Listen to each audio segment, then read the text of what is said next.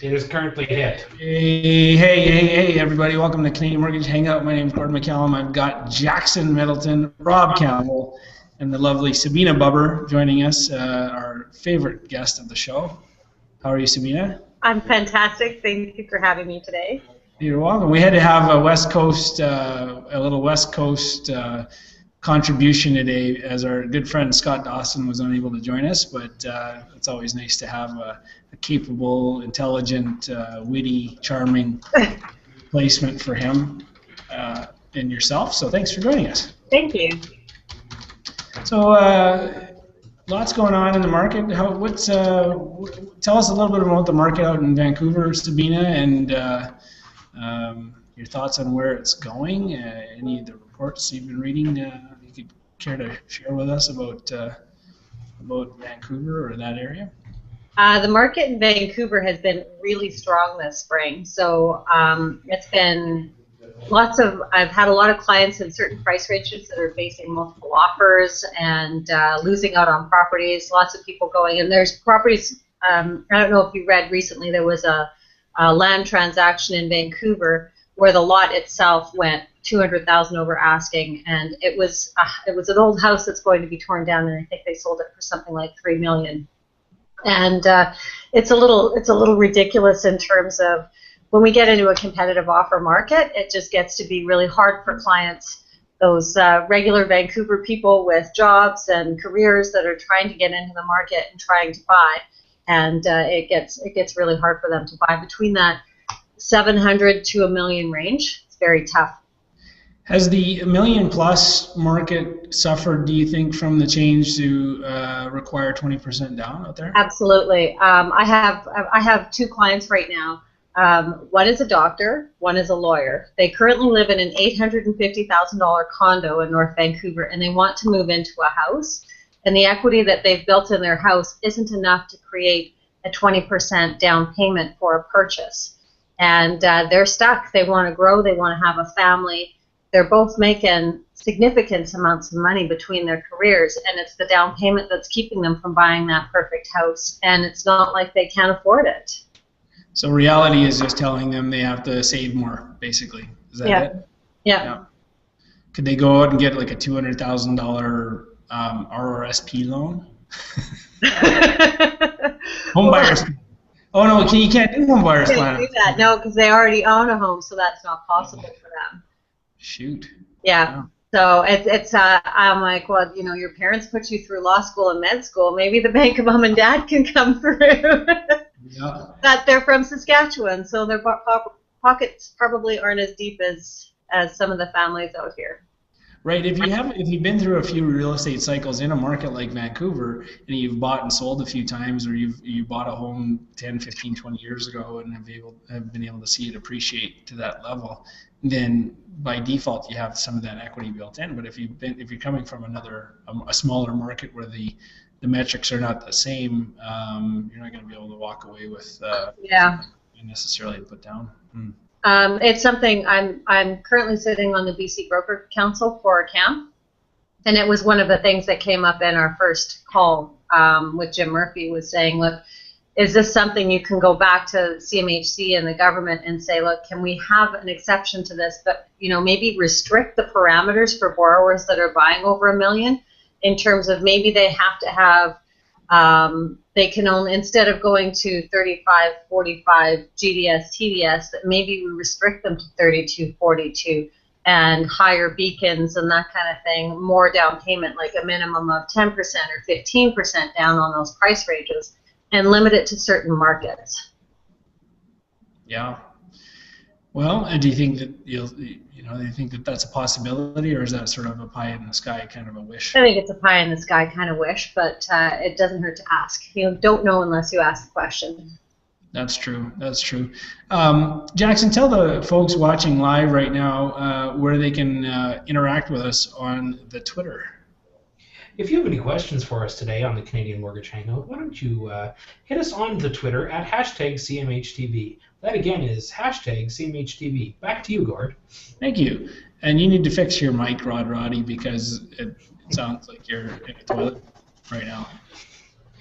Okay, note to self. I'm currently in the toilet. Very basic. Yes. Base. All right, I'll see what I can do. Spin a disc for us. Currently having trouble. Rob, I want to talk to Rob because I think Rob had a question for you, Sabina, about, we get a lot of flack on this show for not having nearly enough of the female leaders in our industry like yourself on the show. And I think that was a formal policy that Rob implemented. I don't know why exactly, but I want him to get all the credit. Until he met me. Yes, no, choice. absolutely. The policy with Canadian Mortgage Hangout.tv was no women ever, and that was my policy that I firmly put in place. But lo and behold, the other three guys on the show have a bit of compassion and feel that, no, that's not the case. But we have taken heat. We have taken heat for not having quote not enough women on the show, which I think is baloney. But so Sabina, that's part of the reason we talked. Gord, sorry, I'm totally taking the lead here. No, it's just I have punchlines to offer. No punchlines, no punchlines. So we can jump in and just be funny. So that's okay. I'll let you do it. We thought at the CMP Summit in Toronto, I said, you know what? Let's just have a month of women guests and just play that up a little and say, you know what, we do love women in our industry, and we do think that that you guys need to be on our show more. So Sabina, I guess and you and I have talked off camera, kind of online, about I don't want the questions to be too cliche because that's not what I want this to be about. But you've said no, it's not a cliche at all. Maybe it is. Maybe they are valid questions. What? From a woman's standpoint in this industry, what are are there major hurdles of being a woman in the brokers industry? I mean, a point of view from clients or even the industry. I mean, just speak up to that. I mean, I'm interested to know. Well, there's two different things. I want to point to your question specifically, but I also want to go back to how we opened the conversation about there not being enough women on your show. I was thinking about you had mentioned that to me the other day, and I was thinking about that, and I think that in our industry a lot of women don't necessarily step up and want to be recognized. And it goes to something that I read in this book Lean In by Sheryl Sandberg about women not wanting to sit at the corporate table or not feeling that they're worthy enough to be there and that kind of thing.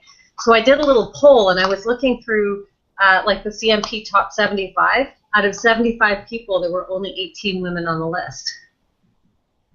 And I think that I know a few women that should be on that list that are not on that list. And, I found that really interesting. And I don't know if any of you know Hallie Strandland, who's with Bismarck. Hallie's the one who keeps giving us a hard time, actually. Oh, is she? And she's Hallie was just in my office last week. I love Hallie. Yeah. I'm a big Hallie fan. And you absolutely have to have her on the show. Do you know that she was that she won an award last year for Canada's top 100 most powerful women? I think that's just amazing. And when I had heard about this, I went up to her and I'm like, so this is just amazing. I said, why are you not shouting this from the rooftops? And she's like, kind of like, am I bragging? Am I bragging? Like, is it? And that's kind of how we feel. It's like if it was a guy winning this award, you know what? It would be splashed all over his website. It would be all on his signature. But we have a tendency to be, maybe we're, don't want to maybe show off as much because we feel like we're bragging too much. But Sabina, I'm not sure I agree with that, because when I was in Toronto last week winning the award for best branding at the Canadian Mortgage Awards, I didn't feel like the guys were... Nice little subtle plug here. Sabina, I don't feel that way because when I swooped into Toronto and won all the awards... okay, you caught me. Of the year 2011. We do brag a lot. I would say that the women in our industry, to me personally, in the experience I have, is I think that the women in our industry are better brokers than the men. That's a blanket statement, I realize, big, bold statement, but I do think that the men are better at promoting themselves.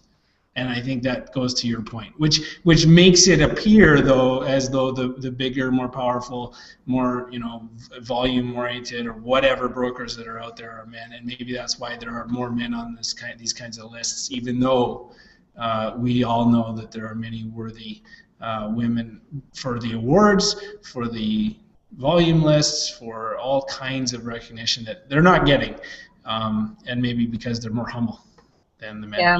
So. I don't know.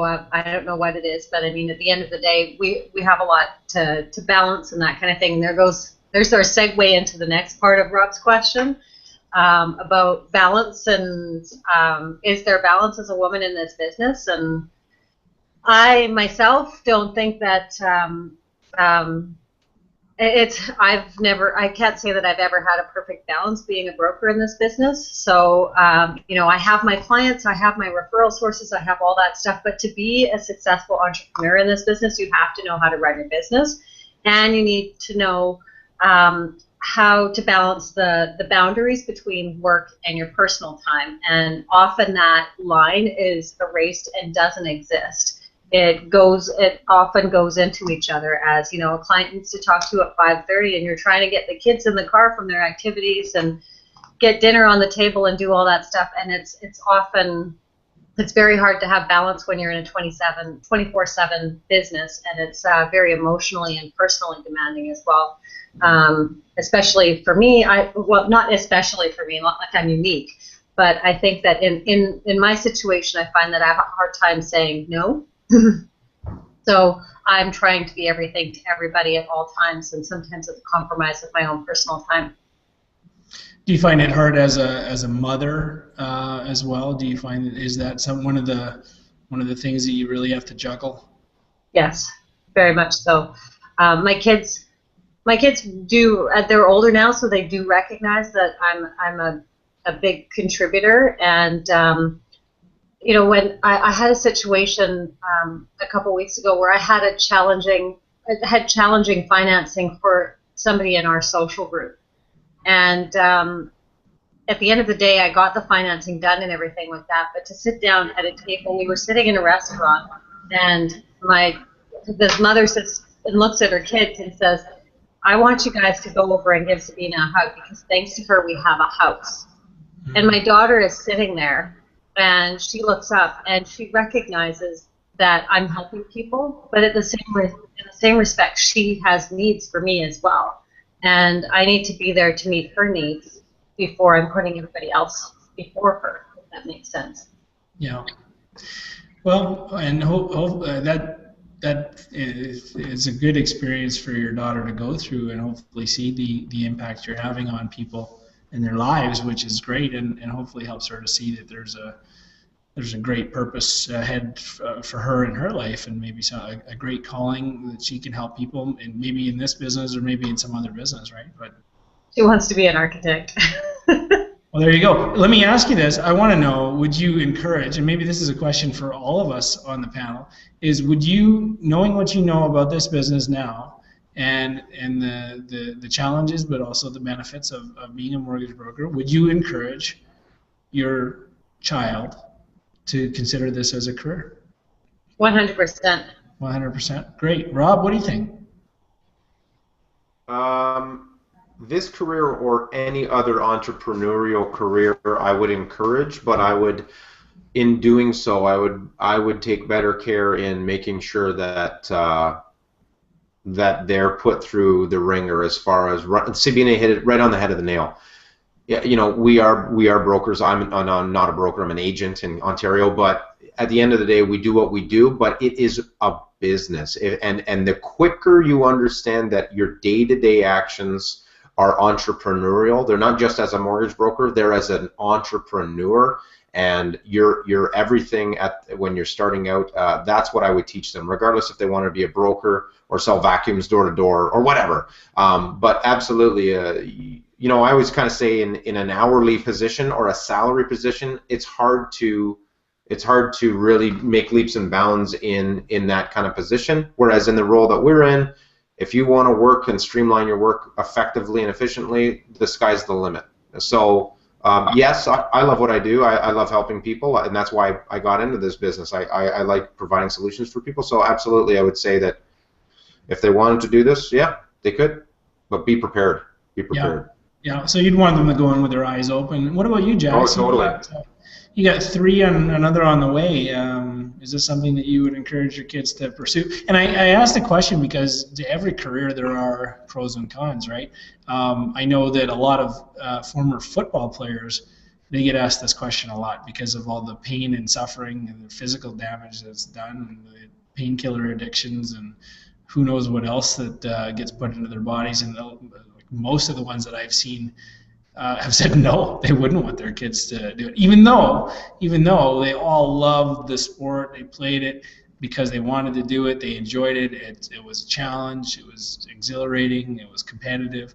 It was all kinds of good things, but they also look back and go, the damage I've done to myself, to my family, the maybe a shortened lifespan, even all that kind of thing. That sort of discourages them from encouraging their kids to do it. I don't think anybody has done a study on the lifespan of mortgage brokers.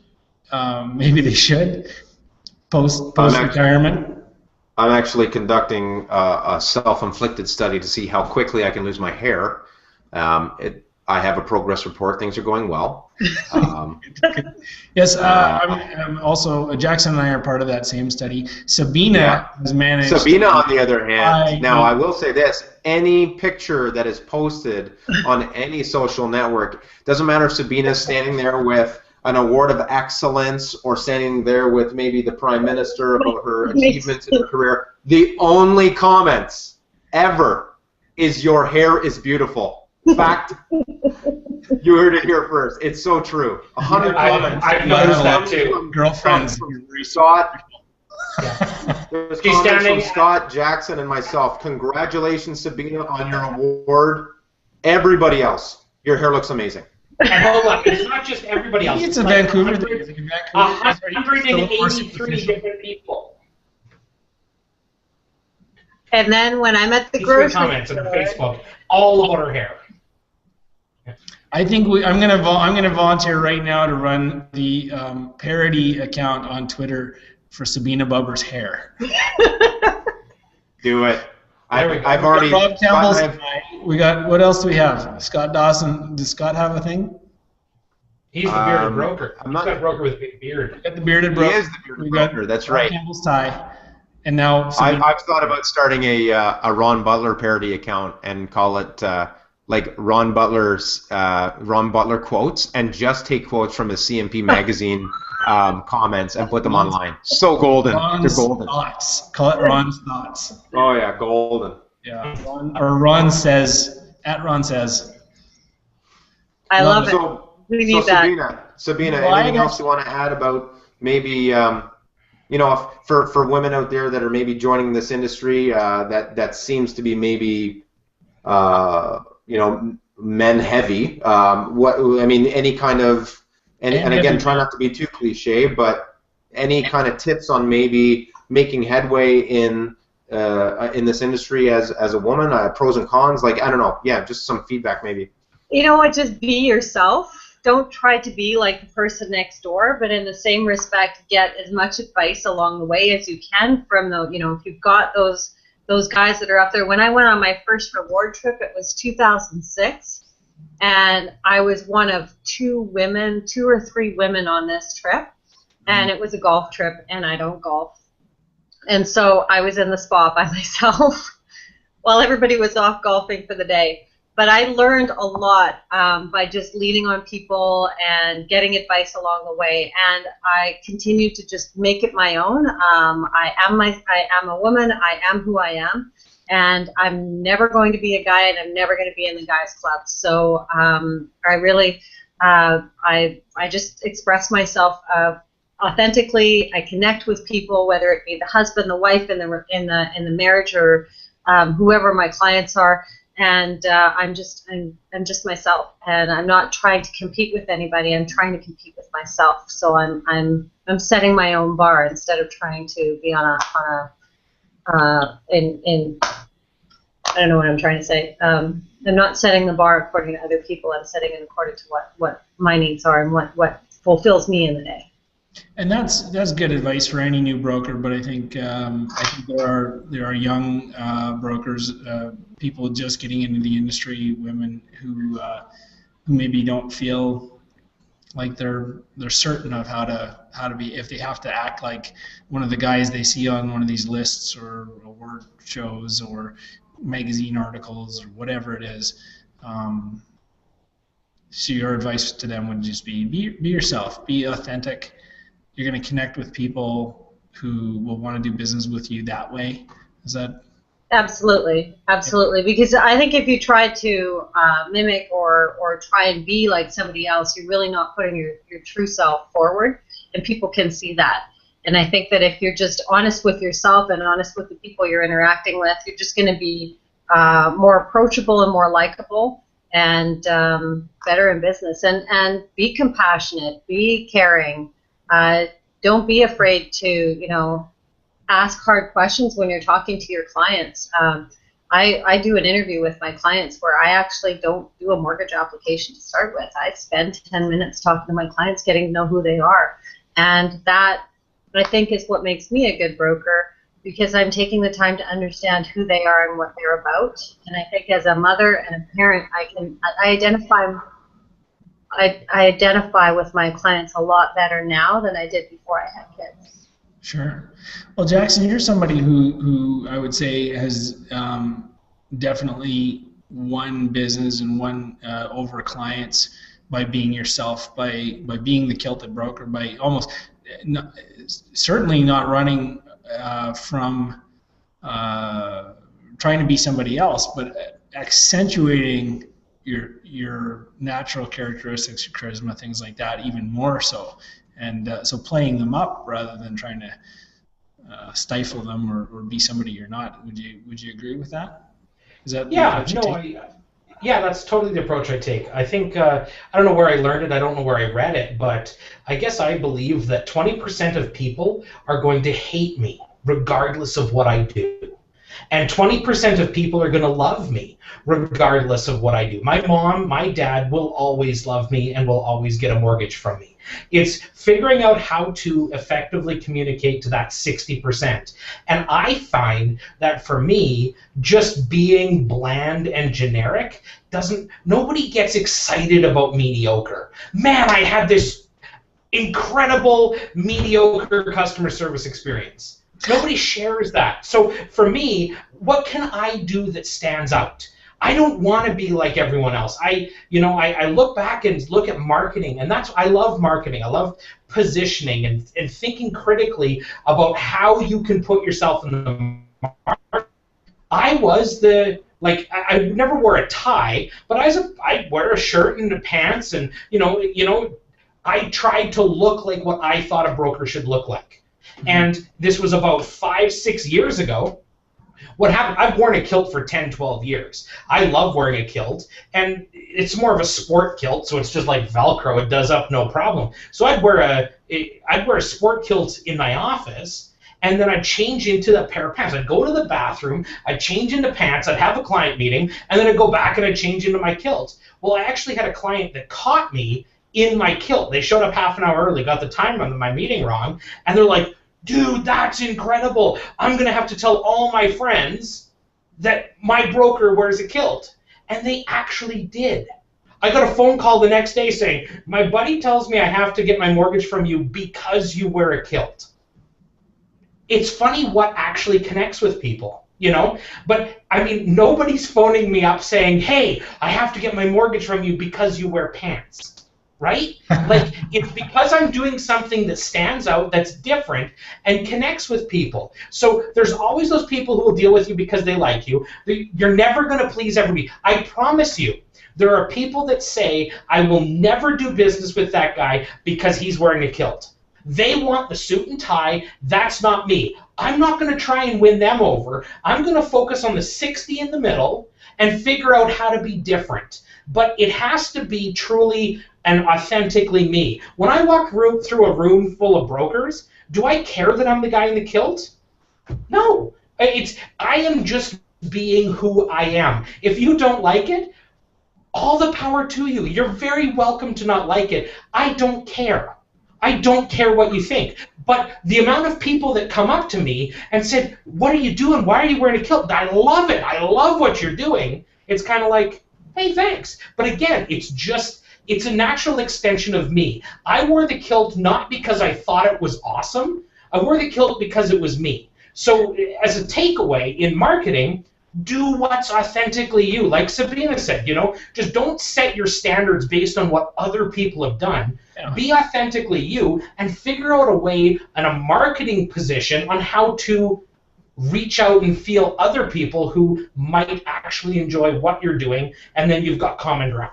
Incidentally, Rob Campbell just tweeted that if you don't want to work with a guy wearing a kilt, I happen to be wearing a shirt and tie combo that's very coordinated, and I would love to do a mortgage for you. So, way to jump on that, Rob. Well, Jackson's totally checking Twitter right now to see if I actually did that. Yeah, I totally was.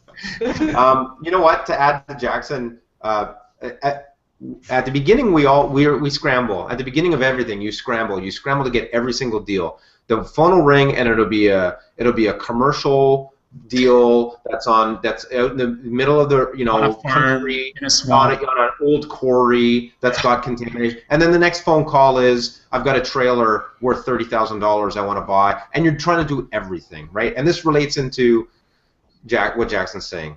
The quicker you understand who your audience is and who your customer is, the better you're going to be. And somebody told me a while ago, the more often you say no, the more money you will make. And if I've walked people out of my office 10 minutes into a meeting because they're not showing me the 5 key things that I want to see. They're not being trustworthy. They're not being open with their intentions. They're not, all of these things right away. I killed a meeting. I killed a meeting because I don't want to fight to the bitter end with people who aren't willing to meet me halfway. Some people out there would argue with that. Some people that, oh no, you gotta position it, you gotta close the deal. Okay, that's what separates me from the top successful people, I guess.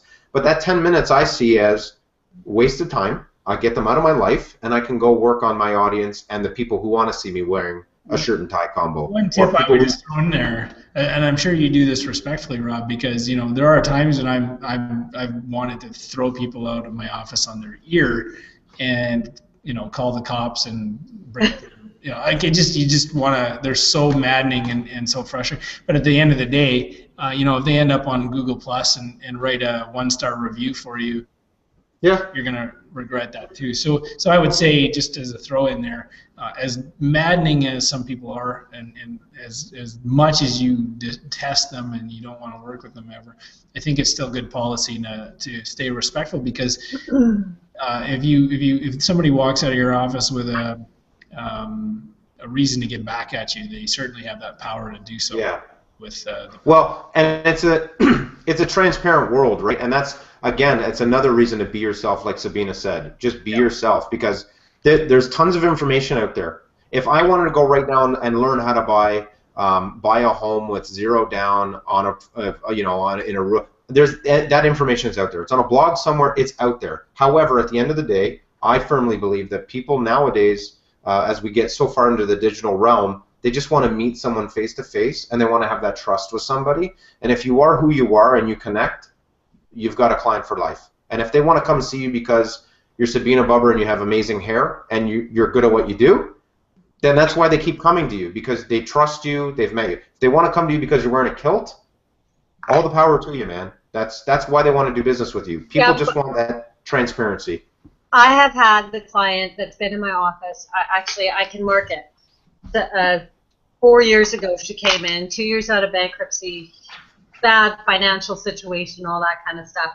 I spent a significant amount of time just telling her what she needed to do and how she needed to do it and what she needs to do with savings and that kind of thing. And every now and then I'd get an email from her saying, this is where I'm at, that's where it's going, that kind of thing. This week she wrote an offer. Both her and her husband have beacons over 700. The realtor is a family member, and the realtor said, I've heard about how you've been working with Ms.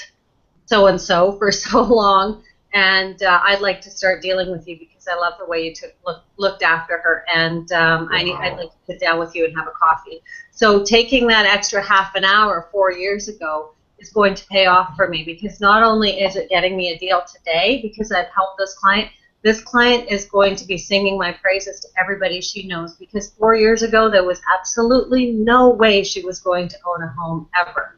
And now she's getting ready to buy a house, and the realtor along the way just happens to be like, you know what?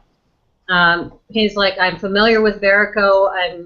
I don't know who you are, but I've heard so much about you that how could I not deal with you? Wonderful. No, Awesome.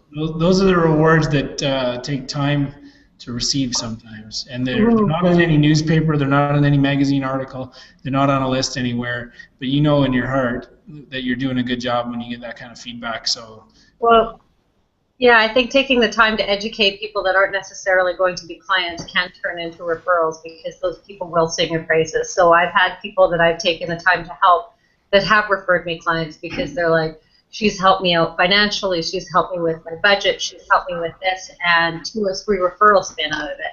And, I'll say, they're like, well, can I pay you? Can I do anything? And it's like, no, but I'm sure that you'll know somebody that's buying a house down the road, and I'm sure that you'd be happy to pass along my name. And guess what? They do. wonderful. And any final thoughts, gentlemen? I think we should do a quick speed round with Sabina just for a good. Absolutely. Oh, I gotta have a second to think of my speed round question. Jackson, how's the action been on the Twitter? I noticed Annie Weinschenk had seems to relate to your point, Sabina, about juggling family and business life. I find as a father, I think the pressure. I think the pressures there is greater there for moms. I don't know why specifically, but that's been my observation. I think it's a bigger burden you guys carry, especially at maybe at a younger stage in life when the kids are more dependent. They sure seem to love their moms and need their moms. But as a father, I find I have a hard time juggling the demands of being a dad and all the different activities that my kids have and being an entrepreneur and trying to grow a business. They're all very time-consuming things, and I have to remind myself sometimes what's most important. So. And I'm going to jump in there because that's exactly been my experience as a dad trying to do it. The evolution of my mortgage career was, I started into mortgages when Steph and I were first married, and you can just put in all the hours you need. You can be as available as you want, and then as you start moving into having a family, you've kind of lived the lifestyle that's dependent upon you working so much. So scaling back's really hard. But then as you got a growing family, of course, you need more space. So we bought the house, and now we got 3.5 kids, and we've downsized our house to a condo so that I don't have to work as much to cover the family bills. And of course, my wife stays home with the kids, and that's a choice we've made. But it is hard because. In this career especially, and I didn't get a chance to answer whether or not I would direct my kids into this career, I would say, yeah, I would encourage them to, but I would want them to know limits. Just because you can make $250,000 doesn't necessarily mean that you should. Just because you can write 180 deals a year doesn't mean that you should. It doesn't mean you shouldn't.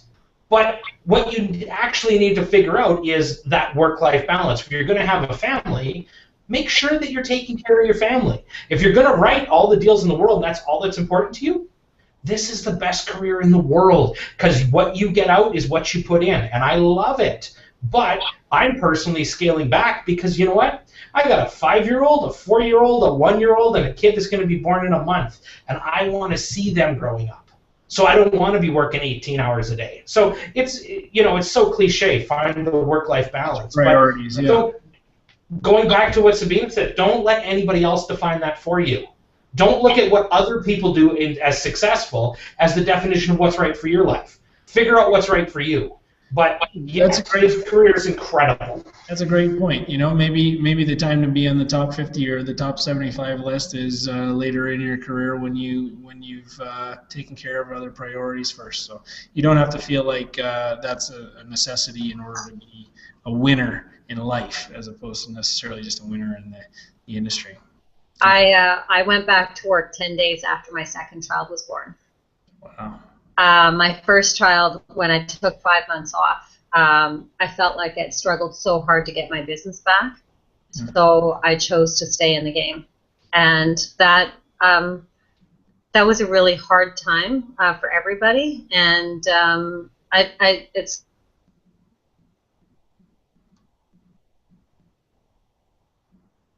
keep everything afloat with the family and that kind of thing, and I just didn't want to go through that struggle of having to rebuild everything after taking another 6 to 12 months off. Yeah. Well, and there you go. You made the conscious decision to do that, and felt like you could manage it and juggle the priorities that you had. And not recommended. Hey? Not recommended. There you go. You know, sometimes you have to learn the hard way, I guess. But that's why we do this show too, is hopefully to share the experiences of people who've been there and done that and had some successes and had some struggles like we all have, and let people decide for themselves. Go ahead, Rob. Just before our lightning round for Sabina, yeah, I got into this industry when my daughter was 2.5 and my son was just born.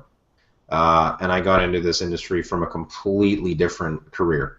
I would not encourage that to anybody. Immensely stressful, both family-wise and emotionally, but financially as well. I mean, getting into an entrepreneurial career where you don't have that experience behind you, not a good idea. Not a good idea. And I would encourage anybody that ever is watching this now, or anybody that you know that's thinking about getting into this business, do what Gord did. If there's one thing that one of the very few things I respect about Gord is that Gord took the time to actually go to the trade shows, go to the events, research it a little before he even jumped into it. That I wish I had done that to at least get a good solid footing before I jumped into the game. So yeah, having a young family is not easy at all. But anyway, speed round. Speed round. Let's go left to right.